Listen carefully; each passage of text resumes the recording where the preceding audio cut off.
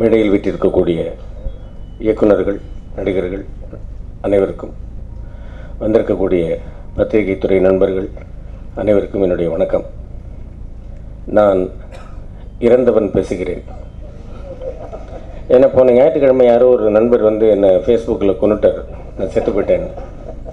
அப்போ தான் நான் நினச்சிக்கிறேன், தம்பி இந்த டைட்டில் எனக்காகத்தான் வந்து வச்சு கொடுத்துருக்குறாங்கன்னு. அந்த நண்பருக்கு நான் சொல்கிறேன், நீ எல்லாம் நல்லா வருவடா,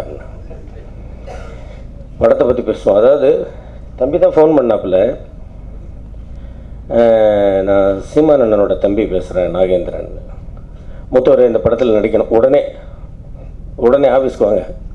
ரைட், உடனே ஆஃபீஸ்க்கு போகணும், இந்த மாதிரி ஒரு கேரக்டர். ரைட்டு போங்க. ரைட், உங்களுக்கு என்ன கேரக்டர் அப்படின்றத நான் இப்போ சொல்லிடுறேன் அப்படின்னு உடனே உட்கார வச்சு சொல்லிட்டார். அதாவது படத்தில் ஒரு காவலர், போலீஸ்காரர் எப்படி இருக்க வேண்டும் என்பதற்கு ஒரு உதாரணமாக மாப்பிள்ளை கனி எப்படி இருக்கக்கூடாதுங்கிறதுக்கு உதாரணம் நான். அந்த மாதிரி ஒரு கேரக்டர் கடைசியில் வந்து ஒரு திருந்துற மாதிரியும் கொண்டு வந்திருந்தார். ரொம்ப அற்புதமாக காவலர்களுக்கு பெருமை சேர்க்கக்கூடிய ஒரு படம். தம்பி வந்து நிச்சயமாக தனக்கு என்ன வேண்டும் என்பதை யாரிடமும் எந்த விதமான காம்ப்ரமைஸும் பண்ணிக்காமல் அற்புதமாக வாங்கினார். நிச்சயமாக அவர் ஒரு மிகப்பெரிய இயக்குனராக வர வேண்டும் என்று எல்லாம் வல்ல இறைவனை வேண்டிக் கொள்கிறேன். நன்றி, வணக்கம்.